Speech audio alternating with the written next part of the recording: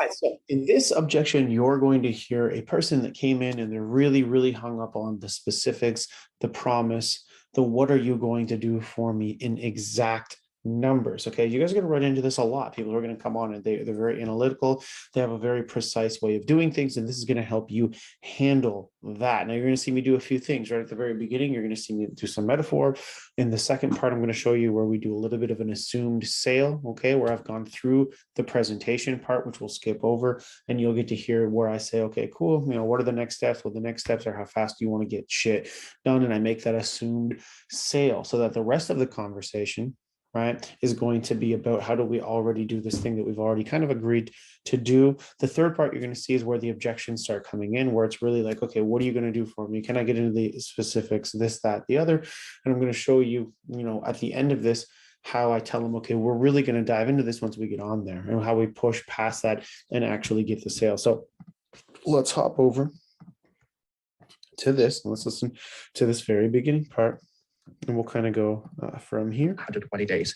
Did I miss anything, Josh? That sounds great. Yeah. Okay. Perfect. Okay. Well, appreciate that a lot, Jason. Hey, Josh, one quick question for you. Right now, where are you at right now? So you want? I'm in Denver, Colorado. No, I mean, I love that. I love Denver. I'm up in Vancouver too. But I mean, like financially with your company, do you got some any revenue coming in yet, or is it still fresh on the start? What I like to call a solvable problem concept. We're like, I want 10K, 50K, 100K, because they just hear those fucking numbers, right? You're just hearing that shit all over the internet, and you're like, I want that. I want more. I'm taught as a business owner, if I'm not growing, I'm dying, and 10, 50, 100 is what I hear from everybody. That's what I want, right? Yeah. That's not a thing that we're really tracking or seeking to obtain for a reason. So it's one of those things I just, this isn't what the purpose of this call is for, but I do want to just kind of spin those gears for you a little bit and get the thought process on that. Because when we have a purpose, right, and that's lifestyle, quit our jobs, move to a new place, travel more. Like I say, build and act as if. That's both your business and your life. So where does that actually look like? Stability in what area allows me to kind of be the person in the business I want to be, right? And having that in place and then tracking the progress. And this brings me to my next point, is how we actually make that happen. Is that fair? Yeah. Cool, man. So in your mind, like before this call happened or without any outside help right now, like how were you going to get from where you are to 10K months? How does that look? Definitely. So I'm basically what I was going to do. I have a few GMAS and Mailworm subscriptions. So I was going to, and I also, I was using Apollo, but fresh on the starting line kind of thing. It's on the starting line. Yes. Okay, cool.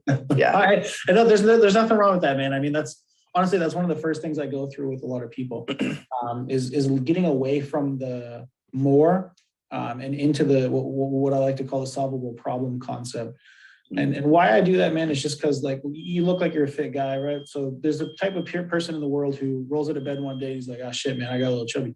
I'm overweight a little bit. Fuck me, I got to lose more weight. I got to eat less food. And so they do that. They work out, right? They work out and they eat better and they do it for a few weeks and then they get sick and they just fall off the cliff and they never do it again. And they're right back to their shitty habits. And so the more thing is why that's an issue. And so that's something we run into a lot with some people who are like, I want 10K, 50K, 100K.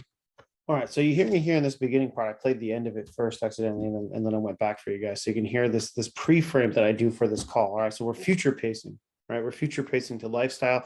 We're future pacing to having a purpose. And we're getting right away from these generic stopping points that we hear people hit all the time, 10K, 30K, 50K months, where they just want more, but they don't have a purpose. They're not building and acting as if.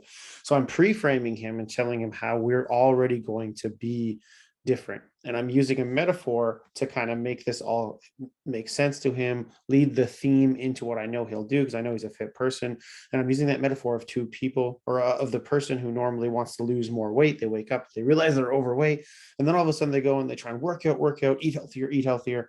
And after a few weeks, they don't get the exact results they want. They get sick and they never do it again. So I'm pre-framing him that there's going to be some work involved. I'm pre-framing him that you're going to kick some ass, but I'm also pre-framing him that if he does this and he actually sticks with it, we're going to be different. We're going to create a solvable problem in North Star, and we're going to actually be able to make this work. So then we cycle through to the presentation phase. Use right? the equipment. So you'll Does hear. that sound fair? Possibly. Possibly. Yeah. That's a good answer. So look, man, I know that I think, Jason, you can correct me if I'm wrong, but you guys have gone over some of the packages and pricing and all that kind of stuff. Is that fair from before for build the way that's going to actually get using customer language and validating all of this stuff? Those DMs all day, I get that. And so I'm skipping through most of this part because I just want you to understand. There's a few things that I'm doing. I'm doing the pricing up front. So I skipped over that section, right? So I'm doing the pricing up front. Hey man, I know that you've already kind of gone over some of this stuff with Jason. Let me get the price up front for you.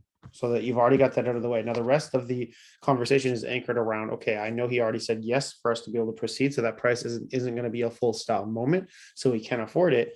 So that's good to put that up front. And then the rest of the call is about, okay, I'm going to do this presentation part now to show you why it's worth that, to show you why you should be paying that. So I got the price objection out there right at the front. Now I'm doing a full presentation part. We're going to get to the end of this right here, where I'm going to show you what I'm talking about on the assumed sale so that we can get into the actual objection. But I wanted to make sure that you see these two things that we're doing up front in the beginning first. Okay. So again, repeat, the first part here was a pre-framing future pace using a metaphor to create the theme and to create the situation where I know he's going to be able to understand what's going on. The second part is I'm doing the presentation based around what I know his needs are from the triage call. And I'm already telling him the price pretty much up front, so that we can know we can proceed with the conversation without that hanging over it and being some kind of a thing that just shocks everybody at the end of a half-hour long conversation, because that's not what we want.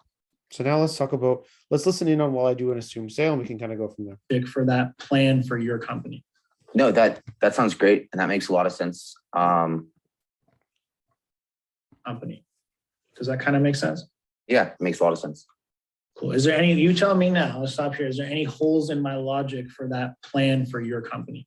No, that sounds great. And that makes a lot of sense. Yeah, I guess continuing on to the next discussion, or I mean, like, yeah, just continue. I mean, is what I say. I mean, the next discussion to me is just, how fast do you want to do this? Like, how fast do you want to get started? Because I mean, I've got time. I'm physically moving over the next couple of days, so I literally won't be at a chair. But on Friday, we could launch this thing off. Like, I can book out an hour for you Friday. We can do the onboarding call, and we can get this roadmap going. And that's really going to be hey, let's comb through your past, what your future is. Let's build a solvable problem. Let's get started on the offer, and let's build out the next few steps and what that looks like, so that we can get this shit going fast. Okay. Yeah, that's great to hear. I've got a couple questions then. So as you can see here, right, what we did was I assumed the sale. So he said, okay, well, what would the next steps be? Well, I'm telling you, okay, cool. The next steps are we actually get started. Like, how fast do you want to take action? And so by assuming the sale, because I've already gone over the pre-framing at the very beginning, and I've already gone over the price with him. So I know he already knows the price. I already know he knows the presentation, because I just finished the whole presentation on exactly what he'll be getting. So I know that if he's asking, let's continue, I'm telling him, all right, well, to continue, the next steps is let's just take some action together. Let's go hit your goals and let's make it happen. And what this allows us to do is now figure out, all right, is there anything that's going to come up now that stops us, or are we just ready to go? There's a lot of people at this point, if they've already heard all that stuff and they're just sitting there ready, they're still on the phone, they're ready to either take action or not, right? So in this case, you're going to see, okay, cool. Well, that got me to where I wanted to be. So if we think of a sales call always as a straight line, and we're trying to move one foot in front of the other, always towards the end goal of it actually being a close, right? Then what this did was it progressed me to the next stage of the conversation. It didn't make me get bogged down in an earlier section of a call where I'm just stuck looping on presentations or talking about rapport.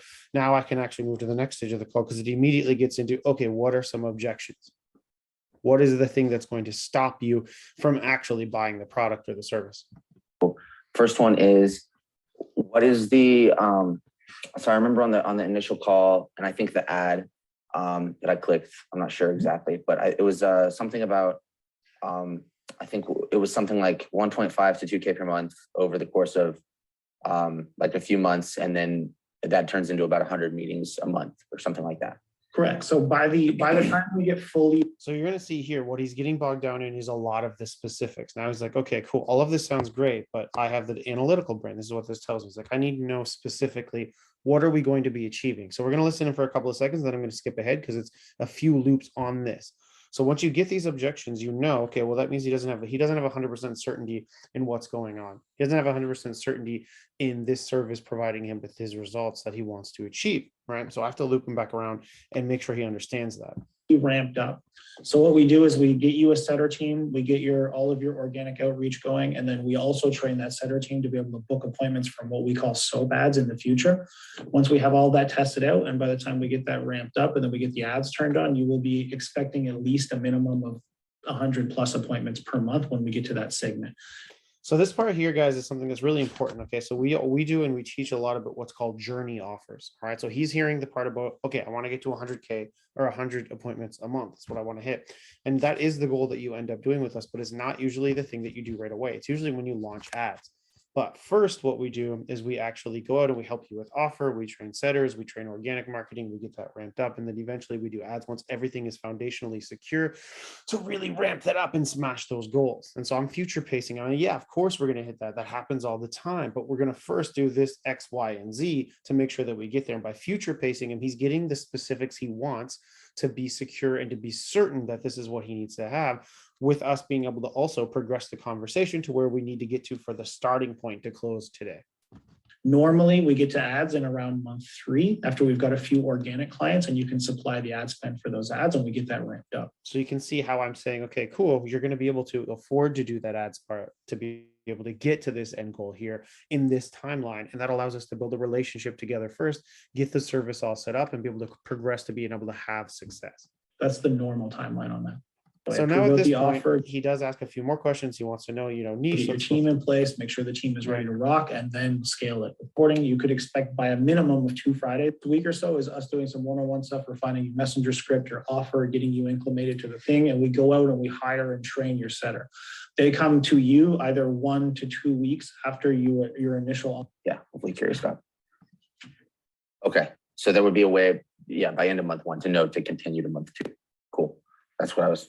Yeah, hopefully curious about. So you can see he's just still asking more questions. Niche, how do I know what to expect at the end of month 1, what to expect at the end of month 2? And so this progresses for a little while. And what we're doing at this point is, like we say to do with all objections, is we're doing presentation loops that handle that objection, right? So in this case, he has very specific requirements. He has very specific uncertainty in the service that's actually going to be happening. So I'm doing loops. A lot of this is just literally restating what I've already stated, but in a way that allows him to get confidence in that specific item each time.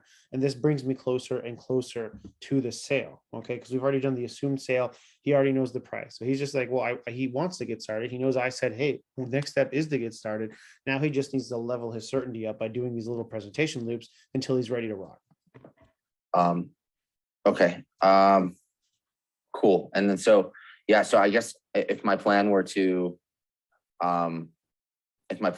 go with like 1.5 to 2K a month for like into month 3, essentially, and then that wait on the paid ad spend, just hypothetically, not that I necessarily would. That the ad spend comes when so it's not a set. We're not forcing you into ads month 3. It's nothing like that. If you're content with the organic, you continue with the organic, but we just don't actually let you do the ads until we have everything in place to make sure that will work. So okay. But if you give us the no-go, then we don't do it until you're ready personally. But we'll tell you as a recommendation, okay, now we think you're ready for ads. We will do it now for you. Everything is in place and it will work. And then at that point, it is still your decision. So you can hear now, like what we're doing is I'm both telling him what he wants to hear, which is, yes, we're going to do this thing. Yes, the ads will come later on. Yes, we'll do this. But I'm also, he's trying to look for somebody who's a few steps ahead of him. He's trying to look for somebody who's an authority at this to help him do what he cannot. So he's asking a lot of questions. You can't just be a yes man. Like, yeah, we can do this for this and that's that. No, it's okay, cool. I'm telling him, we will tell you when you're ready for that next step. That's why you came to us. And so I'm both doing the presentation loop, but I'm leveling up his certainty by also giving him confidence that, hey, I know what I'm doing, and we're not just going to let you drive the car. You came to us to drive the car for you, and we're going to do that properly with authority to be able to make that happen. And that's a key way to make sure that we're leveling up certainty. So let's jump ahead a little bit so that you can hear this next part where I kind of put the end of this and I'm like, okay, let's progress. I want to jump to the next stage and not do these loops anymore. Is it agencies you'd be selling your software to? Agencies? Yes. Yes. So we do this exact same thing. And you go onto things like Instagram or Facebook or LinkedIn, and you can just type in digital marketing agency owner. You refine this exactly the location to whatever country or city you're in, and you're talking to just them. You hunt in groups and you do the same thing. And we have minimum thresholds that they go out and do. We have offers and scary offers and profile funnels that we. So as you can hear right here, before I progress the conversation, I was getting a little bit bogged down. Okay. So all these specifics are now turning into, okay, I think you know that we can help you, but now you're asking specifically for the coaching almost, right on the sales call. So I do something here to progress that. We set up for you. There's a whole bunch of, like, if you have high level, there's a whole snapshot with a bunch of funnels and email sequences and everything we give you, database. Nice. Yeah, I have high level. there's a very large amount of content and prospecting stuff, and everything about it is hyper focused to your niche, your offer, and the messaging that we help you refine. And the first week and the calls that you get and all that stuff that you get for the one-on-one intention is all based around making sure we absolutely crush that. Okay, cool. So you guys are reaching out. What's your like booking? So do you guys reach out to like 100 people and you get like one response that turns into a meeting, or like is it roughly like that? Well, I mean, that would be implying that every single person that responds is always going to get. Yeah. Like how many people? So we look at it this way. We have minimum thresholds. It's usually about 50 to 100 brand new conversations they have to do every single day, 20 follow-up conversations they have to do every single day. And then they have to put those inputs in. So what we don't have control over, we do refine it so that we get better response rates, but we don't control if you're going to say yes or no. But what we do control is how many of those conversations we can have that day. And then we always are refining the messaging and skills to get better response rates, better booking rates, better conversations going in the middle, and having those inputs and those minimum thresholds and that momentum be built up. For reference point, we just started a new setter on our team. She got zeros for the first 2 days, and now she's got 2 today. She has 3 ready for tomorrow, and that'll be how it stays from now because she's already got that momentum and she's been putting in those inputs every single day. And that's the same kind of thing. I want to translate that over to what I was talking to you about at the very first of this call, solvable problem, not being the guy that gets sick and never works out again, right? We track everything with you. And you actually get a one-on-one accountability coach that actually is there with you each week to make sure that not only are you tracking all the shit that we're doing, but you're seeing the momentum we're building and the progress we're getting towards the goals that you have. So you'll have your finger on the pulse of this entire company because of how we help you set it up. Okay, cool. That's awesome. And these are like 2 to 3 booked meeting, or like so it's not 2 to 3. When you say 2 to 3, do you mean like people who respond and chat with you, or do you mean like booked meetings of people who are booked on your call, on your calendar to talk to you about your software or service or do your demo or however, okay, cool. However we end up refining that sales process. But we'll help you with that as well. We have sales training and you get calls with Google and all that, but yeah, it's booked on your calendar. Okay, cool. That's awesome. Yeah, I was curious about that because I know that I usually have to talk to like 10 or 20 people to get 2 or 3 booked on the calendar. Okay, and that's what the setter is going to do for you. He's going to be the one. He's going to be the one having those conversations to make sure you get more volume, right? And the process. Sweet. Okay. Yeah. So is it 1.5K or 2K?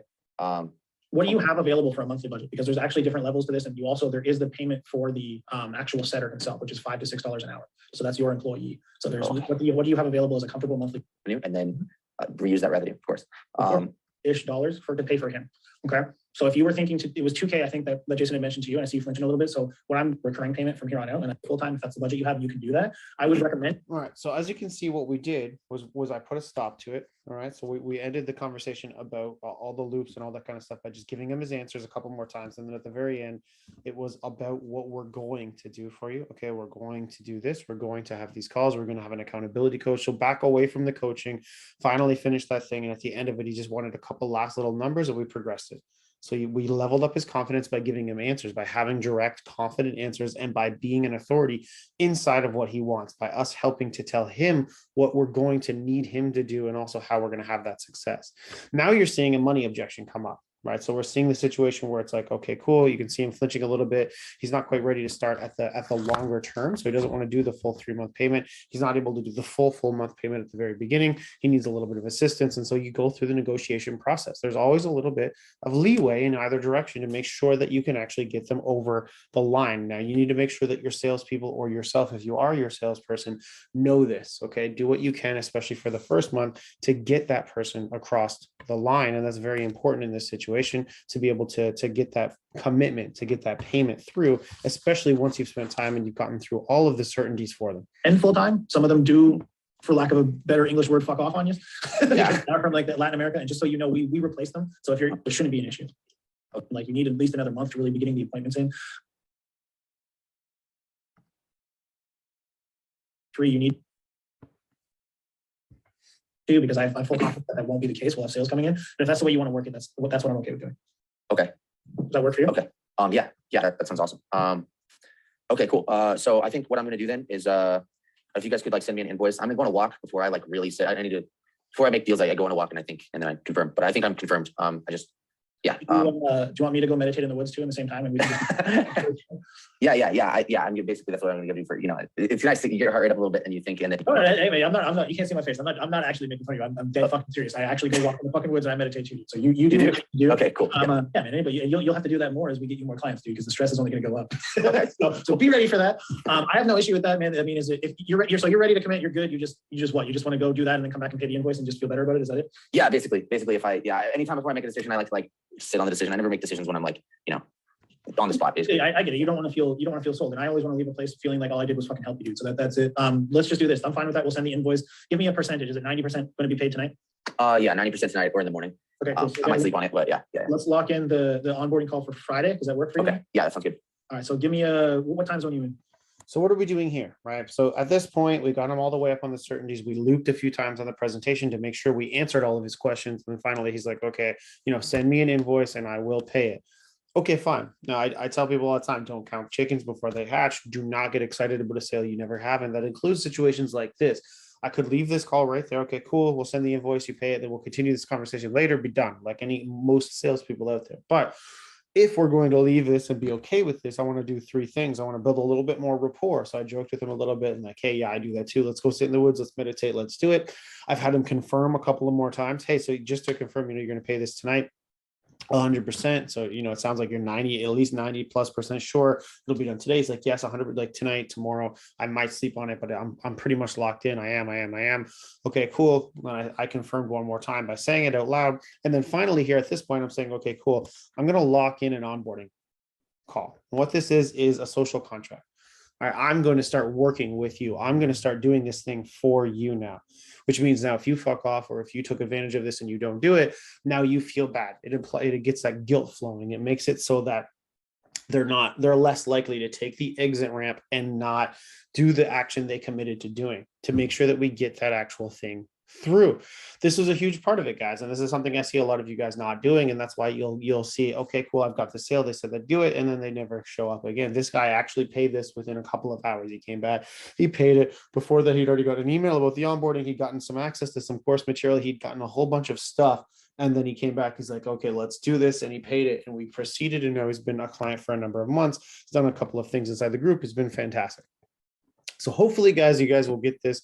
This is a great objection where you're going to run into this a lot. You're going to have people who want the specifics. You're going to have people who need you to loop them a few times in order to level up their 310s. Okay, the certainty in you, your service, your company are going to solve their problem. All right, but be happy about that, guys. They want specifics because they are right there on the edge. If they didn't have any certainty in anything that you did during the initial presentation phase, then guess what? They probably would not be still on the call and you'd have no chance at all at closing the deal. These types of objections truly allow you to move the needle, develop the relationship, and get the deal done. So hopefully this was super helpful. We'll put the full recording end to end of this call down below, right below, so that if you want to go back and watch it, I would pay special attention to around minute 10:20, which is where we do the assumed close, near the beginning where I do the introduction, okay, where I'm talking about the solvable problem. I'm doing the pre-frame of the person who's overweight.